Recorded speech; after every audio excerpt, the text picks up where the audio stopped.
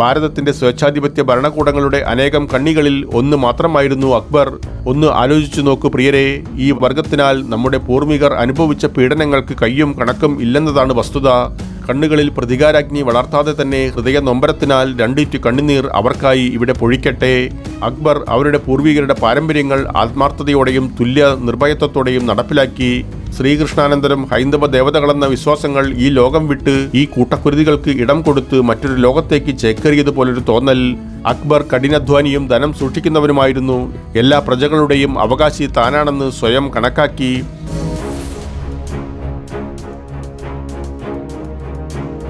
പ്രിയരെ നമസ്കാരം. പടിഞ്ഞാറ് നിന്നും കടന്നുവരുന്ന സായുധ കൊള്ളക്കാരുടെ കൂട്ടം ഒരുപക്ഷെ ഭാരതം സ്വായത്തമാക്കിയിരിക്കുന്ന സമ്പത്തിലേക്കും പ്രകൃതി വിഭവങ്ങളിലേക്കും ആകർഷിക്കപ്പെട്ടതിനാൽ എണ്ണമറ്റ ആക്രമണങ്ങൾക്ക് ഭാരത ചരിത്രം സാക്ഷ്യം വഹിച്ചിട്ടുണ്ട്. സമ്പത്ത് കൊള്ളയടിക്കുന്നതിനും സ്വത്ത് നശിപ്പിക്കുന്നതിനും പുറമെ വൈദേശിക ജനത പ്രാദേശിക ജനതയ്ക്കെതിരെയും കടുത്ത ക്രൂരതകൾ ചെയ്തു. നീതികെട്ടതും അധാർമികവുമായ പെരുമാറ്റത്തിൽ മുഴുകി. ഒരാൾ മാത്രം അത്തരക്കാരനല്ലെന്ന് പ്രചരിപ്പിക്കുന്നു. ആ മഹാനായ വ്യക്തിയാണ് ദി ഗ്രേറ്റ് അക്ബർ എന്ന് ഇന്നും കൊട്ടിഘോഷിക്കപ്പെടുന്നത്. AD 1542 മുതൽ 1605 കാലഘട്ടത്തിൽ ജീവിച്ചിരുന്ന മൂന്നാം തലമുറ മുഗൾ ചക്രവർത്തിയായിരുന്ന അക്ബർ എല്ലാ മുഗളന്മാരിലും ഏറ്റവും മഹാനും പ്രവൃത്തിയിൽ നീതിമാനും സ്വഭാവത്തിൽ കുലീനനുമായി വാഴ്ത്തപ്പെടുന്നു. തന്റെ പ്രജകളോട് അത്യധികം കരുതലും സംരക്ഷണ ചുമതല ഉള്ളവനുമാണെന്ന് വായിട്ടടിക്കുന്നു.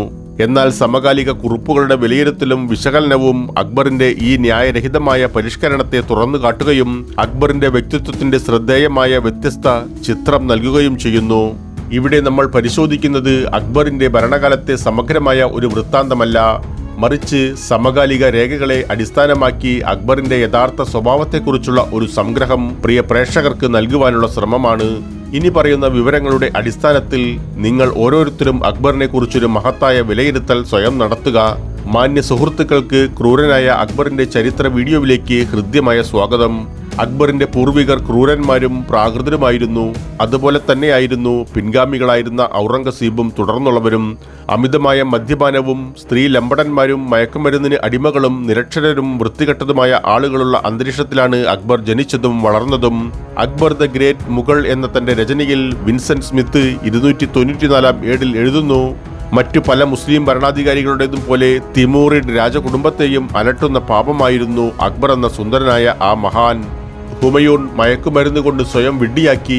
എന്നാൽ അക്ബർ ഇരു ദുഷ്പ്രവണതകളും സ്വയം അനുവദിച്ചു. അക്ബറിന്റെ 2 ആൺമക്കളും പ്രായപൂർത്തിയാകാതെ മദ്യപാനത്തിന്റെ ഇരകളായി ചെറുപ്പത്തിൽ തന്നെ ജീവൻ വെടിഞ്ഞു. അവരുടെ ജ്യേഷ്ഠൻ അതേ വിധിയിൽ നിന്നും ശക്തമായ ശാരീരിക പ്രകൃതത്താൽ ഗുണകരമല്ലായിരുന്നിട്ടും രക്ഷപ്പെടുന്നു. അക്ബറിന്റെ ചിന്തകളെ പോഷിപ്പിക്കുന്ന അത്തരമൊരു അന്തരീക്ഷം ഉള്ളതിനാൽ അക്ബർ ദൈവിക അവതാരമായി മാറുന്നത് തികച്ചും അസാധാരണമാണ്. ഫത്തേപൂർ സിക്രിയിൽ റാണ സാംഗ്രാം സിംഗിനെ പരാജയപ്പെടുത്തിയ ശേഷം കൊല്ലപ്പെട്ടവരുടെ തലയിനാൽ തീർത്ത കൂനകൾ ഉയർന്നു. പർവ്വതങ്ങളുടെ താഴ്വരയിൽ കശാപ്പു ചെയ്ത വ്യക്തികളുടെ തലകൾ കൂട്ടിയിട്ട് മറ്റൊരു കുന്ന് സൃഷ്ടിച്ച് പൈശാചിക ആനന്ദം സ്വയം സൃഷ്ടിക്കുന്ന വ്യക്തിയാണ് ബാബർ. യുദ്ധഭൂമിയെ അവഗണിച്ചുകൊണ്ട് മറ്റൊരിടത്ത് തലയോട്ടിയുടെ ഒരു ഗോപുരം സ്ഥാപിക്കപ്പെടുന്നതിനാൽ ബാബർ കാസി എന്ന പദവി ഏറ്റെടുത്തതായി 246-ാമത്തെ താളിൽ അദ്ദേഹം പ്രതിപാദിക്കുന്നു. അക്ബർ നടത്തിയ യുദ്ധങ്ങളുടെ വിവരണങ്ങളിൽ നിന്ന് വ്യക്തമാകുന്നതുപോലെ മിനാരങ്ങൾ സ്ഥാപിക്കുന്നതിന്റെ ഈ മഹത്തായ പാരമ്പര്യം അയാളും സംരക്ഷിച്ചതായി തോന്നുന്നു. ബാബറിന്റെ മകനായ ഹുമയൂൺ തന്റെ പിതാവിനേക്കാൾ അധപ്പതിച്ചവനും ക്രൂരനുമായിരുന്നു. ആവർത്തിച്ചുള്ള യുദ്ധങ്ങൾക്ക് ശേഷം ഹുമയൂൺ തന്റെ ജ്യേഷ്ഠനെ പിടികൂടുകയും ക്രൂരമായ പീഡനത്തിന് വിധേയനാക്കുകയും ചെയ്തു.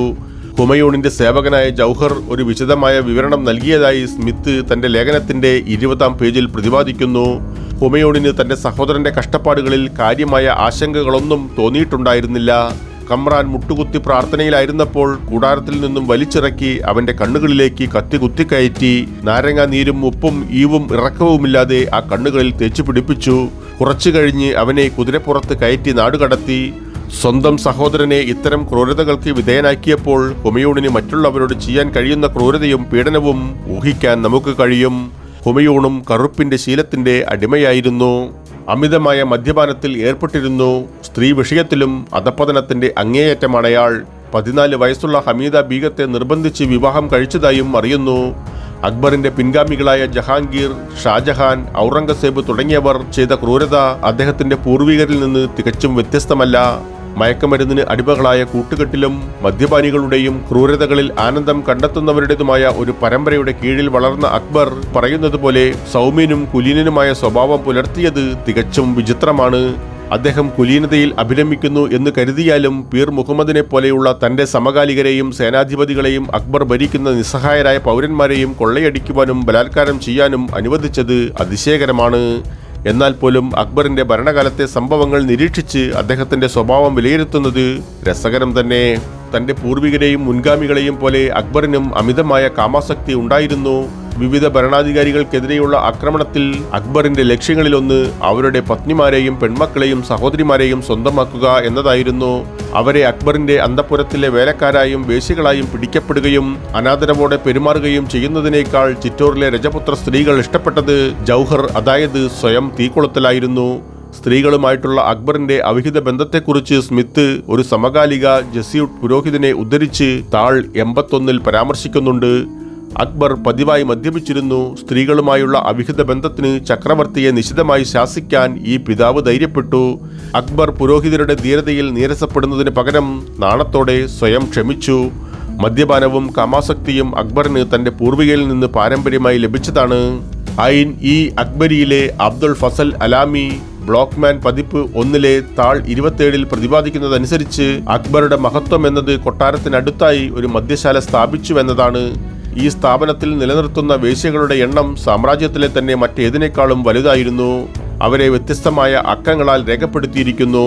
അവിടെ നൃത്തം ചെയ്യുന്ന പെൺകുട്ടികളെ കൊട്ടാരവാസികൾക്ക് അന്തഃപുരത്തിലേക്ക് കൊണ്ടുപോകാമായിരുന്നു. അറിയപ്പെടുന്ന കൊട്ടാരത്തിലെ ഏതെങ്കിലും അന്തേവാസിക്ക് കന്യകയെ ലഭിക്കാൻ ആഗ്രഹിക്കുന്നുവെങ്കിൽ അവർ ആദ്യം അക്ബർ ചക്രവർത്തിയുടെ അനുമതി വാങ്ങണം. അതുപോലെ ആൺകുട്ടികളും സ്വയം വേശ്യാവൃത്തി ചെയ്തു. മദ്യപാനവും അറിവില്ലായ്മയും ഉടൻ തന്നെ രക്തച്ചൊരിച്ചിലേക്ക് നയിച്ചു. അക്ബറിന്റെ മഹിമ എന്നത് തന്നെ ചില വേശ്യ സ്ത്രീകളെ വിളിച്ച് അവരുടെ കന്യകത്വം നഷ്ടപ്പെടുത്തിയത് ആരാണെന്ന് അന്വേഷിക്കലായിരുന്നു. മദ്യപാനം, സ്വവർഗരതി, വേശ്യാവൃത്തി, കൊലപാതകം, ആക്രമണങ്ങൾ എന്നിവ രാജാവിനാൽ തന്നെ അനുവദിക്കപ്പെട്ടിരുന്നു എന്നതാണ് അക്ബറിന്റെ ഭരണകാലഘട്ടത്തിലെ സ്ഥിതിവിശേഷം. അയാളുടെ ജീവിതകാലത്തെ നാഗരിക ജീവിത സാഹചര്യങ്ങൾ ഞെട്ടിപ്പിക്കുന്നതാണ്. അക്ബറിന്റെ സ്വന്തം കുടുംബത്തിന്റെ വിലപ്പെട്ട സേവനമായിരുന്നു സോഡോമി.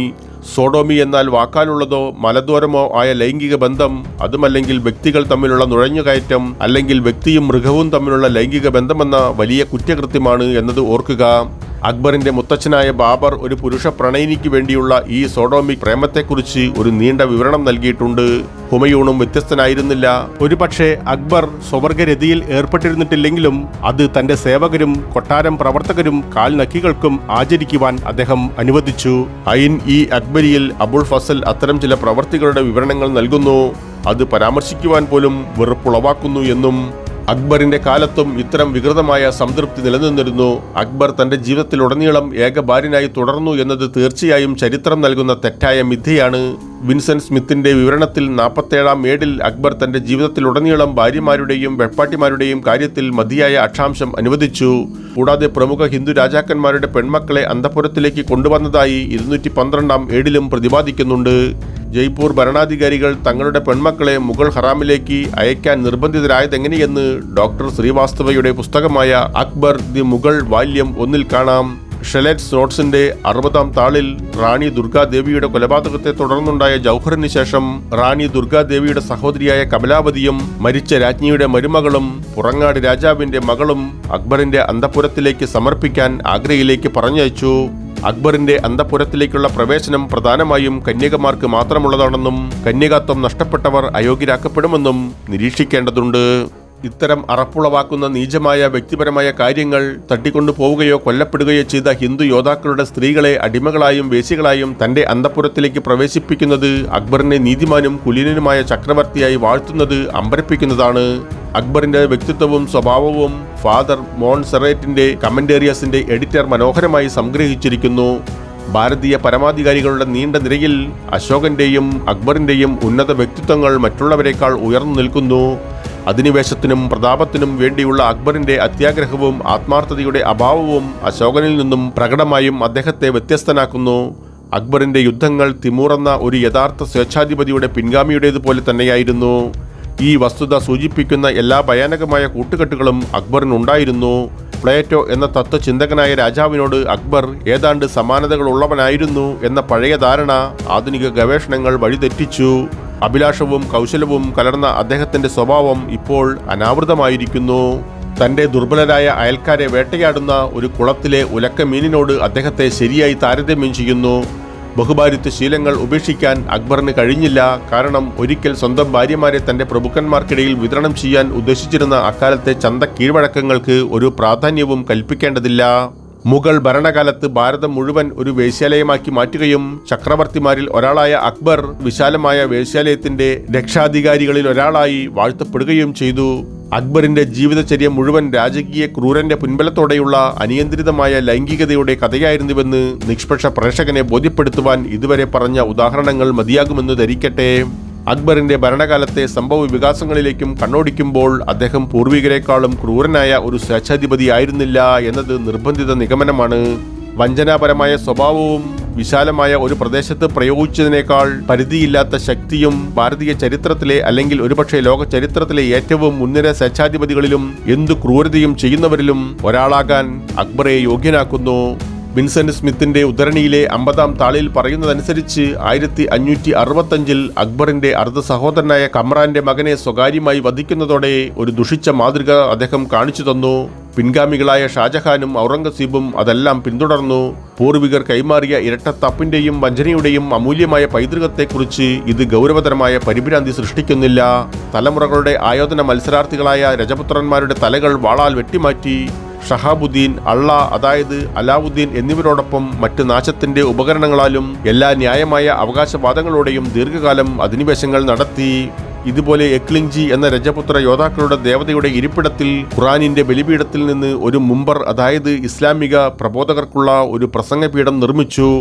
അസംഖ്യം മനുഷ്യരെ ബലപ്രയോഗത്തിലൂടെ ഉന്മൂലനം ചെയ്തു എന്നത് മാത്രമല്ല, ക്ഷേത്രങ്ങളോടും ദേവതകളോടും യാതൊരു ബഹുമാനവും പ്രകടിപ്പിച്ചില്ല. അത്തരം ആരാധനാലയങ്ങൾ നശിപ്പിക്കുന്നതിൽ അക്ബർ മനസ്സോടെ ഏർപ്പെടുകയും ചെയ്തു. നിസ്സഹായനും പരിക്കേറ്റതുമായ ഒരു തടവുകാരനെ അടിക്കാൻ അക്ബർ വിസമ്മതിച്ചു എന്നത് തീർത്തും തെറ്റാണ്. 14-ാം വയസ്സിൽ അക്ബർ അബോധാവസ്ഥയിൽ രക്തം വാർന്ന ഹിന്ദു എതിരാളിയായ ഹേമുവിന്റെ ശിരച്ഛേദം നടത്തി. നിർഭാഗ്യകരമായ പാനിപ്പത്ത് യുദ്ധത്തിന് ശേഷം അബോധാവസ്ഥയിലായ ഹേമുവിനെ അക്ബറിന്റെ മുൻപിൽ കൊണ്ടുവന്നു. അക്ബർ ഹേമുവിന്റെ കഴുത്തിൽ അരിവാൾ കൊണ്ട് കുത്തി. ഒപ്പം സ്വസാന്നിധ്യത്തിൽ സ്വന്തം ആളുകളും അവരുടെ വാളുകളാൽ ചോര വാർന്നൊഴുകുന്ന ഹേമുവിന്റെ ശരീരത്തിൽ ആഞ്ഞാഞ്ഞു കുത്തി. ഹേമുവിന്റെ തല കാബൂളിലേക്ക് അയച്ചു. ദേഹം ഡൽഹിയുടെ പ്രവേശന കവാടത്തിൽ കെട്ടിത്തൂക്കി.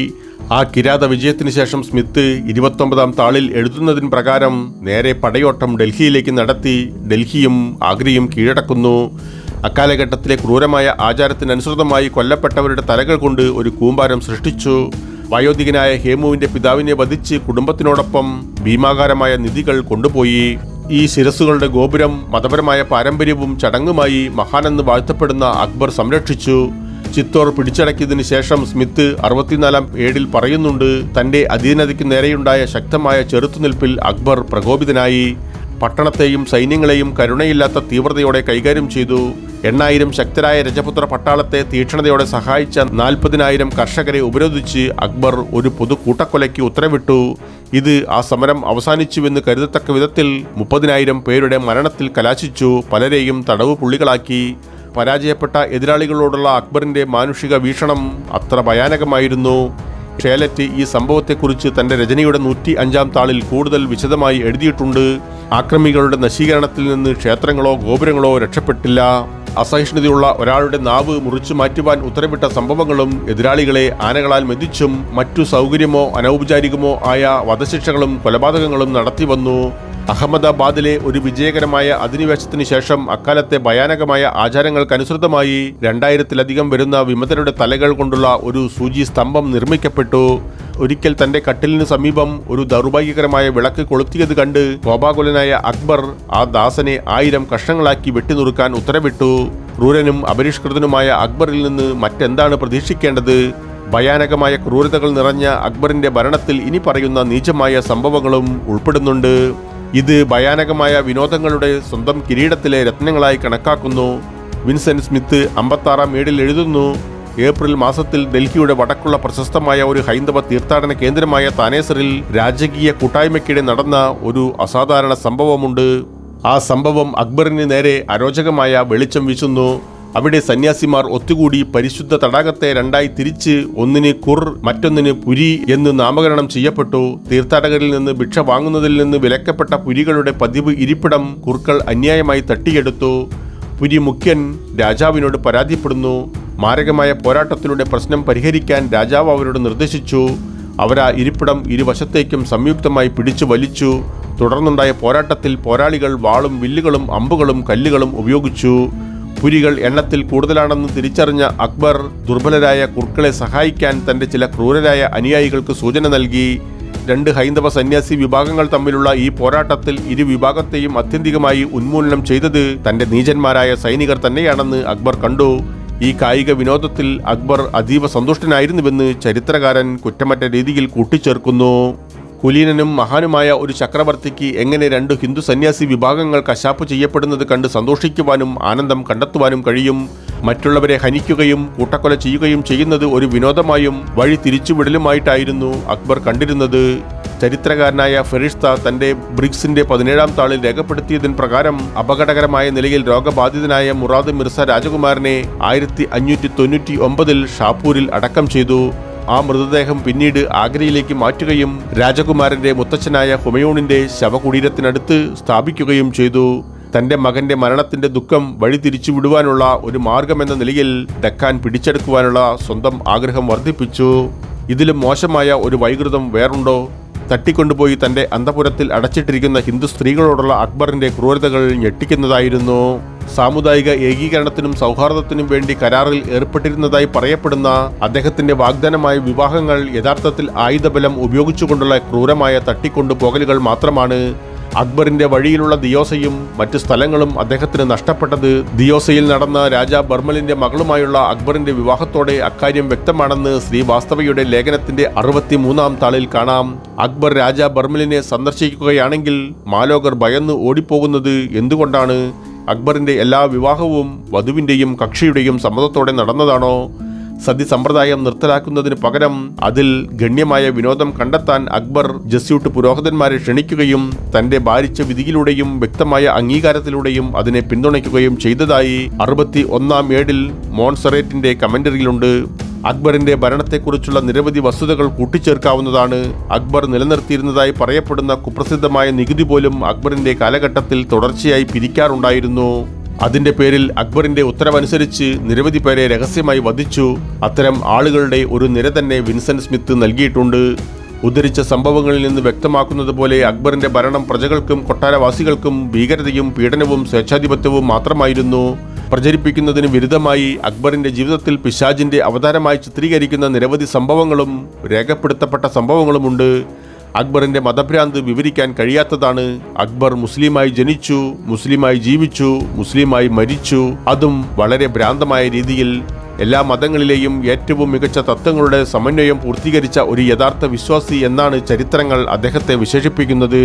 ഹിന്ദുക്കളിൽ നിന്ന് പ്രത്യേക നികുതി ഈടാക്കുന്ന കുപ്രസിദ്ധമായ ജിസിയ നികുതി അക്ബർ ഒരിക്കലും നിർത്തലാക്കിയിട്ടില്ല. ജിസിയയിൽ നിന്ന് ഒഴിവാക്കണമെന്ന് ആവശ്യപ്പെട്ട് നിരവധി ആളുകൾ നിരന്തരം സമീപിച്ചിരുന്നു. ഓരോ തവണയും ഇളവ് പ്രകടമായി നൽകിയിരുന്നുവെങ്കിലും യഥാർത്ഥത്തിൽ ഒരിക്കലും അത് പ്രാവർത്തികമാക്കിയിരുന്നില്ല. നാഗർകോട്ടയിലെ യുദ്ധത്തിൽ സംഭവിച്ചതുപോലെ അക്ബറിന്റെ ഭരണകാലത്തുടനീളം ക്ഷേത്രങ്ങൾ നിലംപരിശാക്കുകയോ പള്ളികളെ ദുരുപയോഗം ചെയ്യുകയോ പശുക്കളെ കശാപ്പ് ചെയ്യുകയോ ചെയ്തിരുന്നു.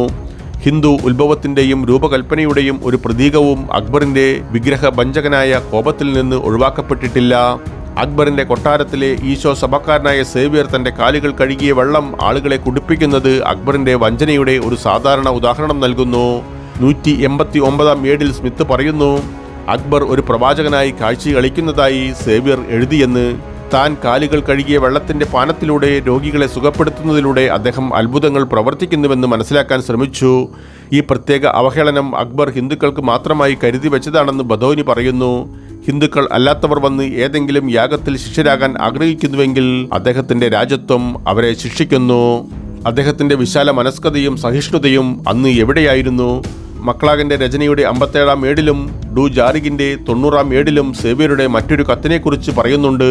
ക്രിസ്ത്യൻ പുരോഹിതന്മാർക്ക് അക്ബറുമായി മതപരമായ ചർച്ചകൾ നടത്താനോ ക്രിസ്തു മതത്തിന് അനുകൂലമായി അദ്ദേഹത്തെ സ്വാധീനിക്കാനോ ഉള്ള അവസരം വളരെ കുറവായിരുന്നു. സ്വന്തം മതം പ്രസംഗിക്കുന്നതിൽ തനിക്ക് നൽകിയ സ്വാതന്ത്ര്യം തന്നെ മഹത്തായ സേവനമാണെന്ന് പറഞ്ഞ് അക്ബർ അവനെ നിശബ്ദനാക്കി. അക്ബർ മറ്റു മതവിശ്വാസികളോട് ഒട്ടും സഹിഷ്ണുത പുലർത്തിയിരുന്നില്ല. ഹിന്ദുക്കളെ കൂട്ടക്കൊല ചെയ്യുക എന്ന വിശുദ്ധ യുദ്ധത്തിൽ പങ്കെടുക്കുവാനും മഹിമയുടെ വ്യക്തിയോടുള്ള വിശ്വസ്തതയാൽ ഈ കറുത്ത മീശയും താടിയും ഹിന്ദുവിന്റെ രക്തത്താൽ ചുവപ്പിക്കുവാനും തന്റെ ശക്തമായ ആഗ്രഹം ബദൗനി പ്രകടിപ്പിച്ചപ്പോൾ അക്ബർ അവന്റെ ഇരു കൈകളും നിറയത്തക്ക വിധത്തിൽ 50 സ്വർണ്ണ നാണയങ്ങൾ നൽകി പ്രചോദിപ്പിച്ചു.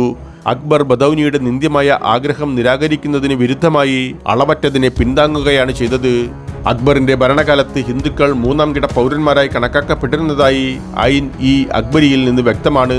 അബുൽ ഫസൽ എഴുതിയതനുസരിച്ച് അവൻ, അതായത് ലാഹോറിലെ അക്ബറിന്റെ ഗവർണറായ ഹുസൈൻ ഖാൻ, അവിശ്വാസികളായ ഹിന്ദുക്കളോട് തോളിൽ തുക്ര എന്നറിയപ്പെടുന്ന ഒരു അടയാളം ധരിക്കാൻ ഉത്തരവിട്ടു. അതിനാൽ അവർക്ക് തുക്രിയർ എന്ന വിളിപ്പേർ ലഭിച്ചു. അവിശ്വാസികളെ പ്രത്യേകമായി തരം താഴ്ത്തുന്ന പെരുമാറ്റം നൽകുന്നതിനും നീചജാതിയായി അടയാളപ്പെടുത്തുന്നതിനുമാണ് ഈ തുക്ര. വിൻസെന്റ് സ്മിത്ത് 58-ാം പേജിൽ രേഖപ്പെടുത്തിയതിന് പ്രകാരം പ്രയാഗ്, ബനാറസ് എന്നീ പുണ്യ ഹിന്ദു നഗരങ്ങൾ അക്ബർ കൊള്ളയടിച്ചു. കാരണം അവരുടെ സ്ഥിര വസതികൾ അവരുടെ കവാടങ്ങൾ അടയ്ക്കാൻ പര്യാപ്തമായിരുന്നു. ഇന്നത്തെ പ്രയാഗിൽ പുരാതന സ്മാരകങ്ങൾ ഇല്ലെന്നതിൽ അതിശയിക്കാനില്ല. അവശേഷിക്കുന്നതെല്ലാം അവശിഷ്ടങ്ങൾ മാത്രമാണ്. ഹിന്ദുക്കൾ പവിത്രമായി കണക്കാക്കുന്ന നഗരങ്ങളിലെ മനുഷ്യജീവനോടും സ്വത്തുക്കളോടും അക്ബറിന് യാതൊരു ബഹുമാനവും ആദിയും ഉണ്ടായിരുന്നില്ല എന്നത് വളരെ വ്യക്തമാണ്. തങ്ങളുടെ അധിനിവേശ രാജാവ് സ്വന്തം നഗരത്തിലെത്തുമ്പോൾ പ്രജകൾ ഭയചകിതരും ഉത്കണ്ഠാകുലരുമായിരുന്നുവെന്നാണ് ഈ സംഭവത്തിൽ നിന്നും വ്യക്തമാകുന്നത്. അക്ബർ ഇത്ര മഹാമനസ്കനായിരുന്നെങ്കിൽ എന്തുകൊണ്ട് ജനങ്ങൾ മുൻപോട്ട് വന്ന് അദ്ദേഹത്തെ അഭിവാദ്യം ചെയ്യുകയോ വന്ദിക്കുകയോ ചെയ്തില്ല? അക്ബറിന്റെ സമകാലികനായിരുന്ന മോൺസറേറ്റിന്റെ രചനയുടെ 27-ാം താളിൽ മുസൽമാന്മാരുടെ മതപരമായ തീക്ഷ്ണത നിരവധി വിഗ്രഹാരാധനാ ക്ഷേത്രങ്ങളെ നശിപ്പിച്ചു. ഹൈന്ദവ ക്ഷേത്രങ്ങളുടെ സ്ഥാനത്ത് ദുഷ്ടരും വിലകെട്ടവരുമായ മുസ്ലിങ്ങളുടെ എണ്ണമറ്റ ശവകുടീരങ്ങളും ചെറിയ ആരാധനാലയങ്ങളും സ്ഥാപിക്കപ്പെട്ടു. അതിൽ ആ മനുഷ്യരെ വിശുദ്ധരെന്ന പോലെ വ്യർത്ഥമായ അന്ധവിശ്വാസത്തോടെ ആരാധിക്കുന്നു. വിഗ്രഹങ്ങളെ നശിപ്പിക്കുക മാത്രമല്ല മുസ്ലിങ്ങൾ ചെയ്തത്, നിലവിലുള്ള ക്ഷേത്രങ്ങൾ തട്ടിയെടുക്കുകയും നിസ്സാരന്മാരായ ആളുകളുടെ ശവകുടീരങ്ങളാക്കി മാറ്റുകയും ചെയ്തു. ഇതുവരെ പറഞ്ഞ ഉദാഹരണങ്ങളിൽ നിന്ന് വ്യക്തമാകുന്നത് പോലെ അക്ബറിന് ഹിന്ദുക്കളോട് സ്നേഹമോ അനുകമ്പയോ ഇല്ല. മറ്റേതൊരു ഭരണകൂടത്തിന് കീഴിലും അക്ബറിന്റെ മതഭ്രാന്തൻ ഭരണത്തിന് കീഴിലും ഹിന്ദുക്കൾ പരസ്യമായി നിന്ദിക്കപ്പെടുകയും അവഹേളിക്കപ്പെടുകയും ചെയ്തു. ഭാരതത്തിന്റെ സ്വേച്ഛാധിപത്യ ഭരണകൂടങ്ങളുടെ അനേകം കണ്ണികളിൽ ഒന്ന് മാത്രമായിരുന്നു അക്ബർ. ഒന്ന് ആലോചിച്ചു നോക്കൂ പ്രിയരെ, ഈ വർഗത്തിനാൽ നമ്മുടെ പൂർവികർ അനുഭവിച്ച പീഡനങ്ങൾക്ക് കയ്യും കണക്കും ഇല്ലെന്നതാണ് വസ്തുത. കണ്ണുകളിൽ പ്രതികാരാഗ്നി വളർത്താതെ തന്നെ ഹൃദയ നൊമ്പരത്തിനാൽ 2 ഇറ്റു കണ്ണുനീർ അവർക്കായി ഇവിടെ പൊഴിക്കട്ടെ. അക്ബർ അവരുടെ പൂർവികരുടെ പാരമ്പര്യങ്ങൾ ആത്മാർത്ഥതയോടെയും തുല്യ നിർഭയത്വത്തോടെയും നടപ്പിലാക്കി. ശ്രീകൃഷ്ണാനന്തരം ഹൈന്ദവ ദേവതകളെന്ന വിശ്വാസങ്ങൾ ഈ ലോകം വിട്ട് ഈ കൂട്ടക്കുരുതികൾക്ക് ഇടം കൊടുത്ത് മറ്റൊരു ലോകത്തേക്ക് ചേക്കേറിയതുപോലൊരു തോന്നൽ. അക്ബർ കഠിനാധ്വാനിയും ധനം സൂക്ഷിക്കുന്നവരുമായിരുന്നു. എല്ലാ പ്രജകളുടെയും അവകാശി താനാണെന്ന് സ്വയം കണക്കാക്കി. കുടുംബം പുതിയതായി ആരംഭിക്കേണ്ട വിധത്തിൽ മരണപ്പെട്ട ഓരോ വ്യക്തിയുടെയും സ്വത്ത് നിഷ്കരണം അയാൾ പിടിച്ചെടുത്തു. അക്ബർ കഠിനാധ്വാനിയായ കച്ചവടക്കാരനായിരുന്നു. പക്ഷേ വികാരാധീനനായ ഒരു മനുഷ്യസ്നേഹിയല്ല. അവന്റെ മുഴുവൻ നയവും നിർദ്ദേശിക്കുന്നത് പ്രധാനമായും അധികാരവും സമ്പത്തും സമ്പാദിക്കുന്നതിനാണ്. ലക്ഷ്യം അതിർത്തികൾ, ഉൽപാദനം, പ്രത്യേകിച്ചും കുതിരകൾ തുടങ്ങിയവയായിരുന്നു. കിരീടത്തിന്റെ ശക്തിയും മഹത്വവും സമ്പത്തും വർദ്ധിപ്പിക്കുന്നതിനു വേണ്ടി രൂപകൽപ്പന ചെയ്തിട്ടുള്ളതാണ് ഓരോന്നും. അക്ബർ എത്ര പരോപകാരിയും അത്ഭുതവുമായിരുന്ന ഭരണാധികാരിയായിരുന്നു എന്ന് ഇനിയുള്ള പ്രസ്താവനകൾ നിങ്ങൾക്ക് തെളിയിച്ചു തരും. അക്ബറിന്റെ നിയമവിരുദ്ധവും ബലാത്കാരവുമായ ഭരണം ഭയാനകമായ ക്ഷാമത്തിലേക്ക് നയിച്ചു. ഡൽഹി നശിപ്പിക്കപ്പെട്ടു. മരണനിരക്ക് ഉയർന്നതായിരുന്നു. ലോകത്തിലെ ഏറ്റവും സമ്പന്നമായ പ്രവിശ്യകളിലൊന്നായ ഗുജറാത്ത് 1573-74 കാലഘട്ടത്തിൽ 6 മാസത്തോളം കഠിനമായ ദുരിതങ്ങൾ അനുഭവിച്ചതായി സ്മിത്ത് എഴുതുന്നു. 1595-ൽ ആരംഭിച്ച ക്ഷാമം 1598 വരെ 3-4 വർഷം നീണ്ടുനിന്നു. വെള്ളപ്പൊക്കവും പകർച്ചവ്യാധികളും അക്ബറിന്റെ ഭരണത്തെ ഇടയ്ക്കിടെ വേട്ടയാടി. ജനങ്ങളുടെ കഷ്ടതകൾ പരിഹരിക്കാൻ അക്ബർ യാതൊന്നും ചെയ്തിട്ടില്ലെന്നും പകരം താൻ സമ്പാദിച്ച സമ്പത്ത് കോട്ടകളും കൊട്ടാരങ്ങളുമായി രൂപീകരിച്ചുവെന്നും പറയപ്പെടുന്നു. ഗുജറാത്ത് ക്ഷാമത്തെ പരാമർശിക്കുന്ന ഡോക്ടർ ശ്രീവാസ്തവ പറയുന്നു, ഈ ക്ഷാമം വരൾച്ചയോ കാലാനുസൃതമായ മഴയുടെ പരാജയമോ നിമിത്തമല്ല, മറിച്ച് നീണ്ടുനിന്ന യുദ്ധങ്ങളും കലാപങ്ങളും സൈനികരുടെ പടയോട്ടവും എതിർപടയോട്ടവും ആളുകളെ കൊന്നൊടുക്കിയത് മൂലമുണ്ടായ നാശത്തിന്റെ അനന്തരഫലമായിരുന്നു എന്നാണ്. വലിയ തോതിലുള്ള ഭരണപരമായ തകർച്ചയും യന്ത്രസാമഗ്രികളും സാമ്പത്തിക വ്യവസ്ഥയും ഉയർന്ന മരണനിരക്കും എല്ലാത്തിനെയും ബാധിച്ചു. അഹമ്മദാബാദ് നഗരത്തിൽ മാത്രം ശരാശരി 100 വണ്ടികളിൽ നിറച്ച മൃതദേഹങ്ങൾ സംസ്കരിക്കാനായി പുറത്തേക്ക് കൊണ്ടുപോയി. പകർച്ചവ്യാധികളും വെള്ളപ്പൊക്കവും പലപ്പോഴും അക്ബറിന്റെ ഭരണത്തെ നശിപ്പിച്ചുവെന്ന് സ്മിത്ത് തറപ്പിച്ചു പറയുന്നു. അത്തരം ദുരിതത്തിന്റെ സന്ദർഭത്തിൽ ബ്ലോച്ച്മാൻ 391 ഏടിൽ ബദൗനി രേഖപ്പെടുത്തിയതായി പറയുന്നത് മാതാപിതാക്കൾക്ക് മക്കളെ വിൽക്കാൻ അനുവാദമുണ്ടായിരുന്നു എന്നതാണ്. അക്ബറിന്റെ ഭരണകാലത്ത് തികഞ്ഞ നിയമലംഘനവും അധാർമിക പ്രവർത്തനങ്ങൾ നടത്തുവാനുള്ള ഗൗരവമായ അനുമതിയും സാധാരണമായിരുന്നു.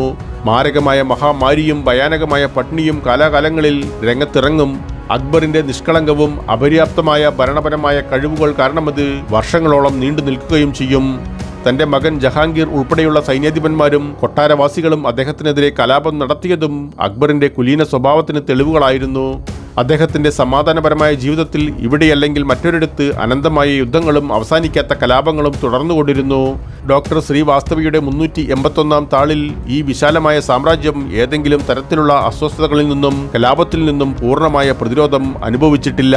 ഭരണത്തിലെ അലംഭാവം, ജാഗ്രതക്കുറവ് അല്ലെങ്കിൽ പ്രകൃതി ദുരന്തം സംഭവിച്ചത് എന്നിവ മുതലെടുത്ത് ചില മേധാവികളോ മറ്റോ കലാപത്തിനായി തലപൊക്കി. ആഭ്യന്തര അസ്വസ്ഥതകളുടെ കാര്യങ്ങൾ വിവരിക്കുന്നത് പോലും മടുപ്പിക്കുന്ന കാര്യമാണ്. ഒരു അപകടത്തിന്റെ അവസരത്തിൽ രാജ്യത്തിന്റെ വിദൂര ഭാഗങ്ങളിൽ കലാപങ്ങളും കലാപങ്ങൾക്ക് കാരണമായ അക്ബറിന്റെ അപകടകരമായ പരിക്കിന്റെ ഗൗരവത്തെക്കുറിച്ചും മരണത്തെക്കുറിച്ചും കിംവദന്തികൾ പരന്നു. പ്രബുദ്ധരായ ആളുകൾ പല സമുച്ചയങ്ങളും കൊള്ളയടിച്ചു. അക്ബർ ഉദാര മനസ്കനായിരുന്നെങ്കിൽ ഭരണം നീതിയും ദയയും സമാധാനവും സംതൃപ്തിയും ജീവിതകാലത്ത് നിലനിൽക്കേണ്ടതായിരുന്നുവെങ്കിൽ മരണാനന്തരം അക്ബറെയും മക്കളെയും ഭക്തിയോടും ബഹുമാനത്തോടും കാണുമായിരുന്നു. എന്നാൽ അക്ബറിന്റെ ബലാത്കാര ഭരണത്തിന്റെ സ്വഭാവം കാരണം രാജകുമാരന്മാർ മുതൽ പാവങ്ങൾ വരെ എല്ലാവരും അക്ബറിനെ അട്ടിമറിക്കാൻ ആഗ്രഹിച്ചു. അക്ബറിന്റെ കാലഘട്ടത്തിൽ നിരന്തരമായ ക്ഷാമങ്ങളും യുദ്ധങ്ങളും കലാപങ്ങളും ഉണ്ടായപ്പോൾ ആഗ്രയിലെ കോട്ട പോലെ മഹത്വവും പ്രതാപവുമുള്ള കെട്ടിടങ്ങൾ നിർമ്മിക്കാൻ അദ്ദേഹത്തിന് സമയവും പണവും എവിടെ നിന്ന് ലഭിച്ചു? അക്ബർ നിരവധി കോട്ടകളും കൊട്ടാരങ്ങളും നിർമ്മിക്കുകയും നിരവധി കൊച്ചു പട്ടണങ്ങൾ സ്ഥാപിച്ചതായും പറയപ്പെടുന്നു. എന്നാൽ ഹിന്ദു വംശജരുടെ മുൻകാല കൊച്ചു പട്ടണങ്ങളുടെ പേര് അക്ബർ പുനർനാമകരണം ചെയ്യുകയും സ്വയം നിർമ്മിച്ചതാണെന്ന് അവകാശപ്പെടുകയും ചെയ്തു. അത്തരത്തിലുള്ള ഒരു നിർഭാഗ്യകരമായ കൊച്ചു പട്ടണമാണ് ഫത്തേപൂർ സിക്രിയുടേത്. ഇതിനു ചുറ്റും വലിയ പ്രതിരോധ മതിലുണ്ട്. റെഡ് സ്റ്റോൺ പ്രവേശന കവാടങ്ങളും ഗംഭീരമായ കൊട്ടാര സമുച്ചയവും വ്യക്തമായും രജപുത്ര ശൈലിയെ പിന്തുടരുന്നതാണ്. ഈ കെട്ടിടങ്ങളുടെയും കവാടങ്ങളുടെയും സൃഷ്ടിയാണ് യഥാർത്ഥത്തിൽ അക്ബറിനുള്ള അംഗീകാരം. ഫത്തേപൂർ സിക്രി മുസ്ലിം അധിനിവേശത്തിന് മുൻപ് ഒരു പുരാതന സ്വതന്ത്ര മണ്ഡലമായിരുന്നു. റാണ സംഗ്രാം സിംഗ് 1509 AD മേവാർ സിംഹാസനത്തിലെത്തി. 80,000 കുതിരകൾ, ഏറ്റവും ഉയർന്ന പദവിയിലുള്ള 7 രാജാക്കന്മാർ, 9 റാവുമാർ, 104 തലവന്മാർ, റാവൽ, റാവുട്ട് എന്നീ സ്ഥാനപ്പേരുകൾ ലഭിച്ച 500 ആനകളോടെ ബാബർ റാണ സംഗ്രാം സിംഗിനെ പിന്തുടർന്ന് കളത്തിലിറങ്ങി. മാർവാറിന്റെയും ആംബറിന്റെയും രാജകുമാരി അദ്ദേഹത്തെ ആദരിച്ചു. ഗ്വാളിയോർ, അജ്മീർ, സിക്രി എന്നിവിടങ്ങളിലെ റാവുമാർ അദ്ദേഹത്തെ കപ്പം കൊടുക്കുന്ന ഭരണാധിപനായി സേവിച്ചു.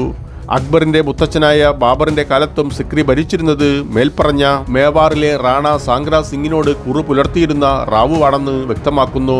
ഫത്തേപൂർ സിക്രിയെക്കുറിച്ചുള്ള മറ്റൊരു പരാമർശമനുസരിച്ച് ഇക്ബാൽ ഖാൻ കൊല്ലപ്പെടുകയും അദ്ദേഹത്തിന്റെ ശിരസ് ഫത്തേപൂരിലേക്ക് അയക്കുകയും ചെയ്തത് അക്ബറിന് 150 വർഷം മുൻപ് 1405 ആണ്. കൂടാതെ സയ്യദ് രാജവംശത്തിന്റെ സ്ഥാപകനായ ഖിസർ ഖാൻ 1500 ഫത്തേപൂരിൽ താമസിച്ചുവെന്നും ഡൽഹിക്ക് പോയിട്ടില്ലെന്നും പ്രസ്താവിച്ചിട്ടുണ്ട്. ആഗ്രയിലും സിക്രിയിലും ഒരേപോലെ ഗംഭീരമായ നിരവധി കൊട്ടാരങ്ങൾ ഉണ്ടായിരുന്നുവെന്ന് ബാബർ പോലും പ്രസ്താവിച്ചിട്ടുണ്ട്. 15-ാം നൂറ്റാണ്ടിലെ ഈ പരാമർശങ്ങൾ മതിയാകും. അക്ബർ ജനിക്കുന്നതിന് മുൻപ് ഫത്തേപൂർ സിക്രി ഉണ്ടായിരുന്നുവെന്നും മനോഹരമായ കെട്ടിടങ്ങൾ അക്ബർ നിർമ്മിച്ചതല്ലെന്നും തെളിയിക്കാൻ. ആഗ്രയിലെ ചെങ്കോട്ട യഥാർത്ഥത്തിൽ രജപുത്രർ രൂപകൽപ്പനയും നിർമ്മാണവും ചെയ്തതാണ്. അത് അക്ബർ പിടിച്ചെടുത്തു. അക്ബർ 1565 ഒരു കാരണവുമില്ലാതെ കോട്ട പൊളിച്ചുമാറ്റി പകരം മറ്റൊന്ന് നിർമ്മിച്ചതായി ഒരു വിവരണം പറയുന്നു. അതിശയകരമെന്ന് പറയട്ടെ, 1566 കോട്ടയ്ക്കുള്ളിലെ രാജകീയ പാർപ്പിട സമുച്ചയത്തിന്റെ 2ാം നിലയിൽ നിന്ന് താഴേക്കെറിഞ്ഞ് ആദം ഖാനെ അദ്ദേഹം ശിക്ഷിച്ചു.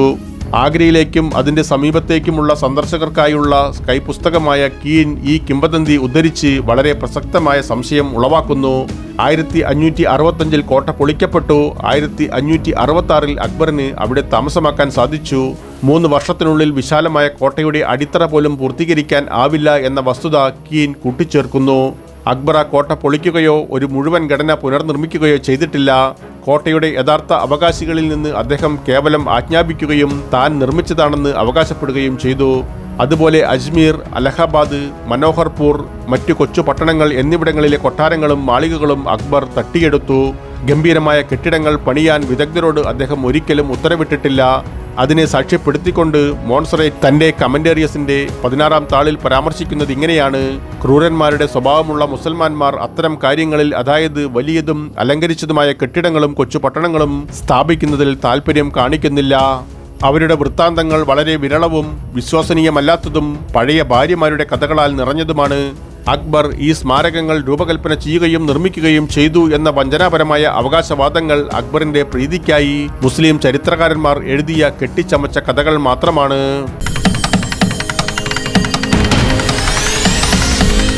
പ്രിയരെ, വീഡിയോ കാണുന്നതോടൊപ്പം ചാനൽ വരിക്കാരാകുവാനും അറിയിപ്പുകൾ ലഭിക്കുന്നതിനായി കുടമണി ചിഹ്നം പ്രവർത്തനക്ഷമമാക്കുവാനും ഈ കഥയിൽ നിങ്ങൾ തൃപ്തരാണെങ്കിൽ നിങ്ങളുടെ ഇഷ്ടം അറിയിക്കുവാനും മറ്റുള്ളവരുമായി പങ്കുവയ്ക്കുവാനും മറക്കരുതേ പ്രിയ സുഹൃത്തുക്കളെ.